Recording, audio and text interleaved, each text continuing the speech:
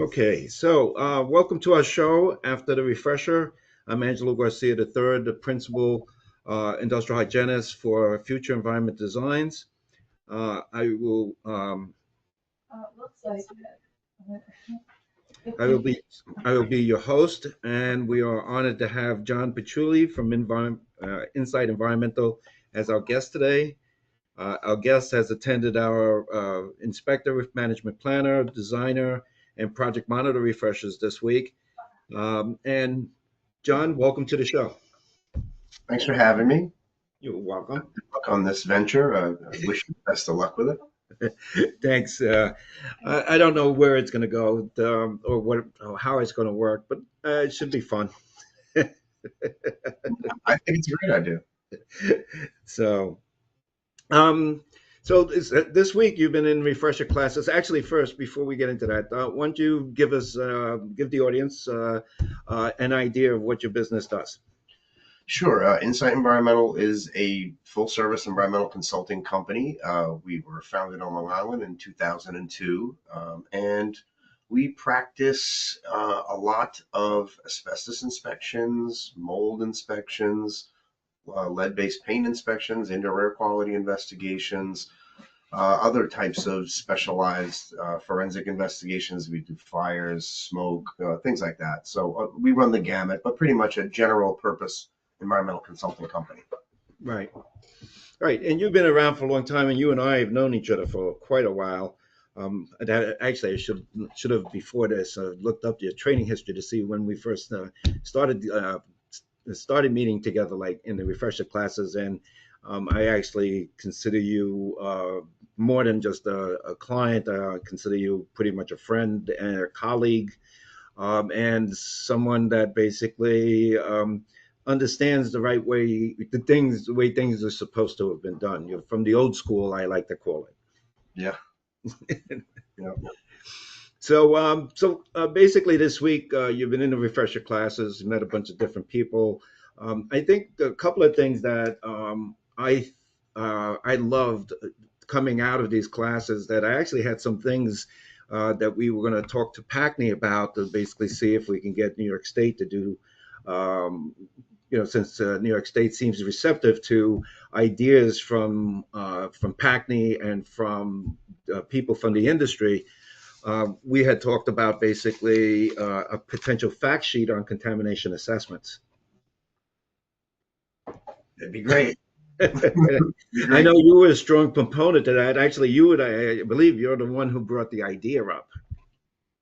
I think it's time for something like that. There's been such a void in the regulation, and there's we need clarity for interpretation in the field for from our regulatory agencies, and this is an area where I feel that that the state could really clarify something that's been a bit nebulous for us practicing in the field, and it would put a lot of this to rest, because having to re-explain the whole process every time and then pointing to a reference document that that is arcane at this point, it doesn't really help me build a strong case for my client either. Mhm. So it would be wonderful. Like, they just came out with the other fact sheet. I mean, I applaud Right. that, the end of the universe, because I can just take that document and say, here's the state. This is what they have said about this very issue. It's not me saying it's best practice. It's not me referring back to the 2016 memoranda in NESHAPs.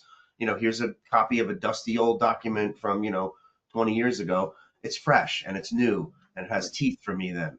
Right. So that helps me do my job, and that's what I need the DL well to help me really do, is to do my job. Right.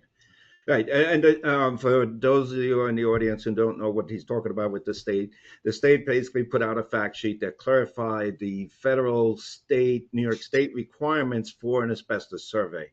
That all buildings require an asbestos survey, and if a building doesn't have an asbestos survey, that building is considered to have asbestos and must be handled as having asbestos until a survey is done to prove that there's no asbestos in the building. So Yeah, that's basically what John is talking about. That's the new thing. In our first episode, we talked about the things we're talking about in our refresher classes. So that's one of the things, and that brought up the idea of basically maybe getting the state to do the same thing for contamination assessments. they go so hand in hand, truthfully. And, we run into it so frequently. A lot of our work focuses in the insurance industry, at least a good portion of it. So, we come into something after a disaster of some variety. It could be a fire, it could be a flood, it could be a sewage backup, whatever it may be. Some type of thing has caused damage where now typically restoration company is going to come in. The first thing they're going to do is affect flood cuts, as they call them, which is Right. to cut the bottom 2 feet out of everything.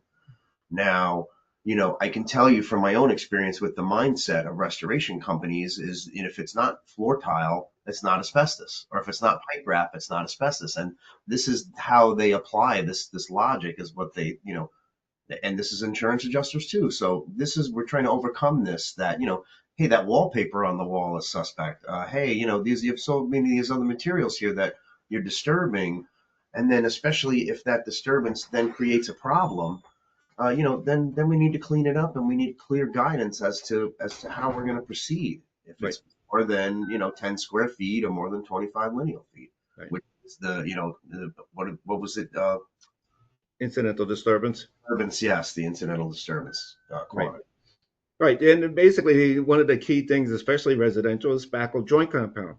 Well, for whatever reason, many people don't even recognize that spackle joint compound could be asbestos. And it's basically, has heard way too many stories of situations where restoration companies have come in, ripped out the sheetrock, and then all of a sudden somebody sat there and said, "Did anybody check to see if this was asbestos?" Somebody comes in, checks, and boom, it turned out to be asbestos. Now the insurance company, the restoration company, is on the hook for cleaning the whole house because they contaminated the house with asbestos. And now it's a different thing than mold. Mold is, as I tell people in the mold classes, you got to remember there's two things that take precedence over the mold, and that is asbestos and lead. All right. So those two things in the classes we try to beat into their heads. Remember, asbestos and lead take precedence over the mold. Yep, there's a hierarchy there.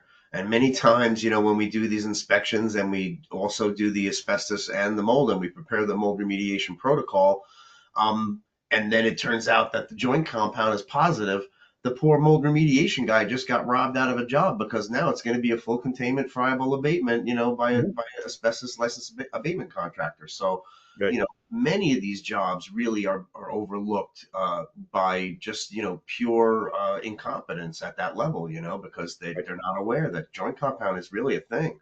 And Yep. I wasn't aware of it too for a long time in the beginning of my career. And then I came across a building, Hmm. and we had the whole debate about how to collect those samples, and is it surfacing, and where do we collect them, and where it's not applied and it's applied. It's a very tricky, it's a sticky wicket, the whole Yes. joint compound thing. Right. But I agree with New York State's interpretation that it really should be treated as a surfacing material, because for Right. the most part it really is. Yep. At Yeah, I least know. I agree. Well, as we were talking today in class, the surfacing, the state and the city both consider skim coats of joint compound to be a surfacing material. So the question becomes, and EPA doesn't consider it a surfacing material. The EPA considers it basically an add-on for, it considers it's joint compound, but it's an add-on. So basically, it treats it as a miscellaneous material. So you get into this quandary of, well, should I be doing 357 or should I be, doing what EPA recommends? So yeah, that's definitely a big quandary. it sure is. So So, and the other thing we had talked about is basically the variances. That maybe a good idea would be some way of being able to save the variances that we apply for with New York State on their computer system. That there would be a spot that we can actually save them and then be able to reuse them. That would be great for me. There is a spot that they allow for on the form itself, but you can't pull up on the website now and do any of that stuff. So it would be very helpful. I don't know how the DOL cross references it, because if I apply for a variance for distance, it's very much the same thing. So, I don't want to recreate the wheel, and they don't want to have to re-review the wheel. So, as long as they understand that these are the same parameters of the project, and these are the things we're working with, then that's fine.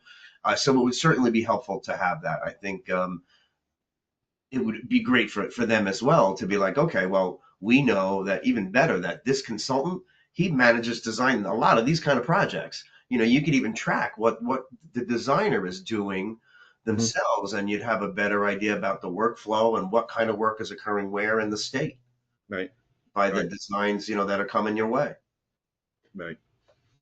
So that's good. That would be good. So thank you for that.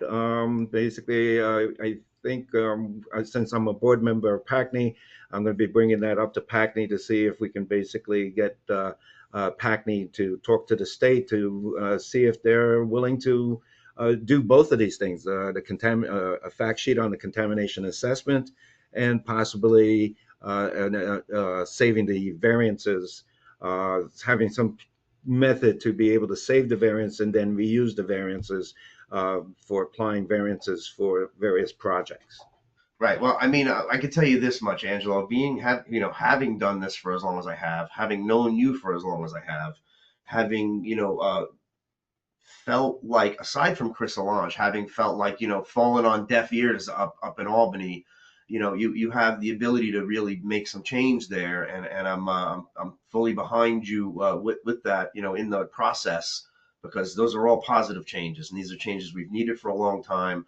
2017, is still already been a while ago since we had the last iteration of the reg. Right. And not to say that it's certainly there's room for improvement in the regulation. I think we could all agree. Yeah. And I think that supplementing with the contamination assessment would be huge. And I used to love when we had the right in the back of the reg we had all the applicable variances as we would Hmm. be able to refer to them, and that was super helpful too. I know we have the special projects section now, which kind of I Right. think is supposed to supplant that, right? Right. Right. Um, Well, you still have the depending on the book that we gave you in the classes, the green book that had the applicable variances in the back of that. You had the four applicable variances uh, yeah. that were in the back of that. We don't give that out as much anymore because everybody that comes to us has them, has the book. And as one Have guy told me, I seen, got like five of these. Yeah, no, exactly. I stopped taking them after a number of years. I just couldn't take any more in good conscience. Yeah. Yeah. No, you're I not the love only it. one. I love it. Yeah, I recently had a refresher class where one of my students basically had was a new student and didn't get the green book, and I was like saying, "Oh, I'll mail it to you." And one of the students in the class basically went to his car, came out, and says, "Oh, here, have it. You can have this book." And the guy goes, "Well, I'm not want to take your book. He's going to send it to me." And he says, "No, I've got like three others in the car." I love it. So, I love it. uh, Yeah, no, it's handy. I mean, actually, it's funny that you say that because I usually have it right by my desk at the moment too, but I lent it to someone, so I don't know where it is. yeah. Well, let me know if you need it. We'll send you another one. We got plenty Yeah, of I them. mean, honestly, I usually go to that more than anything because it's a thumb through. It's the Yeah, perfect size, and you can thumb yeah. through and find exactly what you need. You know, All that's right. great. It's like the old NIOSH books. You could have it in the field and get what you need. Yeah, There you there's that's the book we hand out. It has the applicable variances in the back of it. So basically, like I said, we've typically will hand it out, but lately um, everybody's been telling me enough already. So I've Yeah, got a box of them in the basement, and when I get a student that basically is new, I let them know, okay, I mail it to them, so this way they can have you have to make them earn it. They have to be top of the class or something like that. it. Gold star, it's come on now. You can't just give it away. It So was a yeah, pleasure. It was a pleasure doing this with you. I really appreciate you taking the time for us to, discuss these issues. They're very right. important to us. And, lastly, too, the only thing I would say is Packney Downstate. Packney Packney Downstate. downstate. Okay, Packney, Long Island, and I'll talk. I'll talk to them and see what they think. Yeah, I mean, But I'm going to need members. We can't run it by makes it ourselves. hard for us, I mean, well, I'll be charter member number two after you, but I mean, it makes it hard for us who are practicing professionals down here to Mhm. get to these things. I mean, I love Turning Stone. I think it's beautiful up there, Mhm. but I mean, I'm so shoulder to the grindstone for me to get the time away is rough, and it's Yes. anybody with a family or, and anything else, it's Right. just to get away from your career. It's tough. Right. But I always look forward to the proceedings. That everything comes good out of there, and you always bring some great information back for us. I look forward to it so much every year when you come back. Thank And, you. and I'd like to be able to maybe go to LaGuardia and do that, or like it's closer. Western, you know. But we'll see. We'll see. I would Requests love are to be able to do that. in. My requests are in. All right. Great. Thank you. Thanks So, so much. John, thank you very much for joining me and being my first guest. My pleasure. Truly, my honor. Okay. Take Thank care. you. Be well. You too. All right. Bye bye. Bye bye. In closing, we would like to thank our guest, John Paciulli of Inside Environmental, for participating in our discussion after the refresher. We discussed the new New York State fact sheet regarding asbestos surveys, and we've been discussing that fact sheet in all our refresher classes. You can find that fact sheet in our training library under the resources tab on our website. We hope our discussion was helpful, and we look forward to seeing you at a refresher course. Until then, be safe, and thank you for watching after the refresher.